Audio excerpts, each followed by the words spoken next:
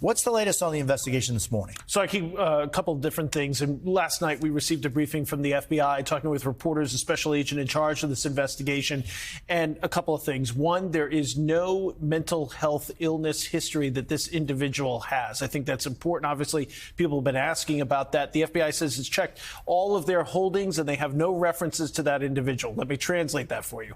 They have looked through their databases, their Guardian databases, all the various databases where somebody might call in about a threat, or somebody might say, hey, we think this person might be up to something. They might be ready to cause a problem. They say they don't have any references to the shooter in this, Thomas Crooks. They don't have any references to that person.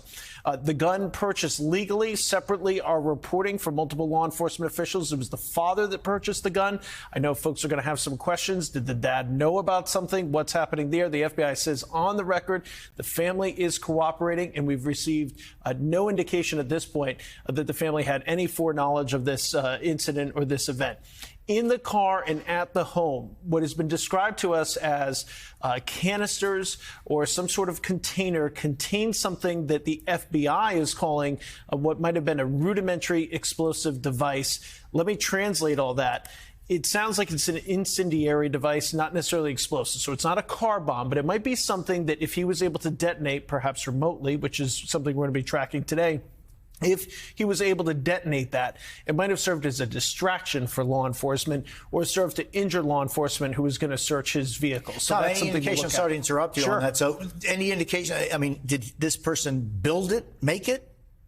All part of the investigation. Yeah. We don't have any details on that. I appreciate the question that you're asking. Those devices are at the FBI's facility in Quantico. Special agent bomb technicians for the FBI, just based on my experience and talking to them over the years and covering bombings, they will go through, first and foremost, collect, exactly to your point, what are the fingerprints on these devices? Yeah. What can we learn from them? Where would they have been purchased? They will reconstruct these devices in full to be able to kind of get a sense of how they were put together. So that we know there. The big question this morning is motive. And I know people, you know, and I've gotten the comments online, people have said to us, what are you talking about with motive? He shot at Donald Trump. It's political. It's this, it's that. We don't know that because, as you might remember from the shooting of former President Ronald Reagan, John Hinckley Jr. said he did that to impress a Hollywood actress. So he said it wasn't about something that was political. So I think we need to keep an open mind, and that's because right now the FBI says, look, we don't have any clear sign of motive. For a 20-year-old, for anybody, this person had almost no social media presence. The phone is going to be the key. That's really key. And I want to ask you about that because, and I'm thinking, for example, in the incident of the shooter in Uvalde in Texas, right? Yes. That 18-year-old who had an online presence that had a lot to do with chatting with online video games with other people, some in Germany at the time. And that's where he spoke about what he was thinking. So the phone is key. The phone is absolutely going to be key. Look, it's our lives these days. You know, gone are the days where they said, well, did they have laptops? Did they have hard drives? We still ask those questions. They still look for those things. But the cell phone doesn't lie. And when they are able to get into that cell phone and image that cell phone and put the forensic analysis software through it, they will be able to find out, did he delete anything recently? What types of things might he have been deleting? The web search history is going to be so important potentially to this. We just don't know what they're going to find, if they're going to find anything. And that's the reason why the FBI is saying, look, we believe it's him. We believe he acted alone. But look, we're still not there as far as putting together all the pieces of this investigation. Last thing, I know a lot of folks are talking about the security here, and I know you're going to be speaking about that. The FBI says they're going to put together a full timeline. Hours, days, and weeks, including the events that led up to this shooting. So I think they're going to focus a little bit on who saw what and when, how did law enforcement react and when. That might help provide some clarity. There are a ton of questions on that front, Tom. And Adrian, meanwhile, you're there in Pennsylvania. What more are you learning about the rally-goer who was killed and the two people who were injured there? Well, we'll start with the two people who were physically injured. They have been upgraded from critical to stable condition.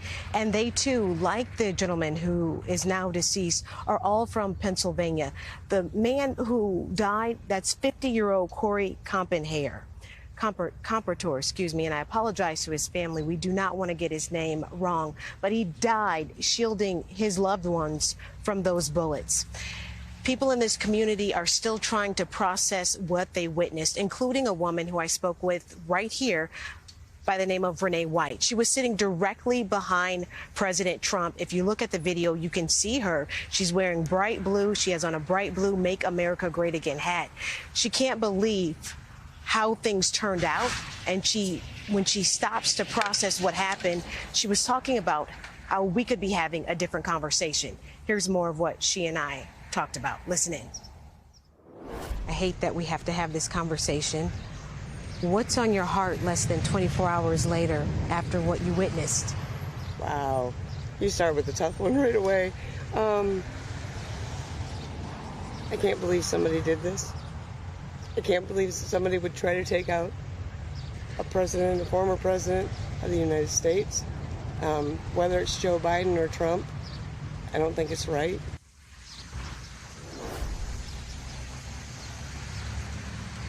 So we've heard the calls from President Biden and former President Trump to calm the temperature, both calling on unity.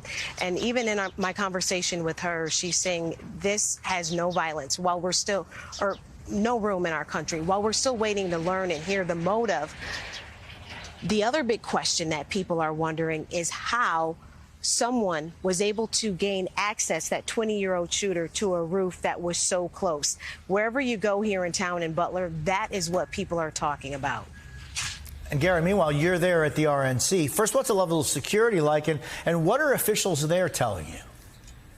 Well, Jose, you've covered these conventions before, and so you know the security around any political convention is enormous. Blocks and blocks of downtown Milwaukee completely cut off from the rest of the city. Just to get here onto the floor of the convention this morning, I had to go through multiple checkpoints, have my bag looked in, mags. There are Secret Service officers with dogs. The security is enormous. It's what's called a national special security event, basically the highest level of security that the federal government can provide, along with local and state partners. And yesterday, the Secret Service went to great lengths to assure people that this event was safe before and will be safe going forward. Here's what the Secret Service spokesperson here told my colleague Vaughn Hilliard about the security posture here in Milwaukee. So this event has been designated as a national special security event, which is the highest level of security for an event that can be designated by the government. So this is a whole of government approach. We've had an extensive planning process to include many organizations building out the operational security plans for any and all aspects of security related to this event. Have you had the resources you need? Yes, we are fully prepared and have a comprehensive security plan in place, and we're ready to go.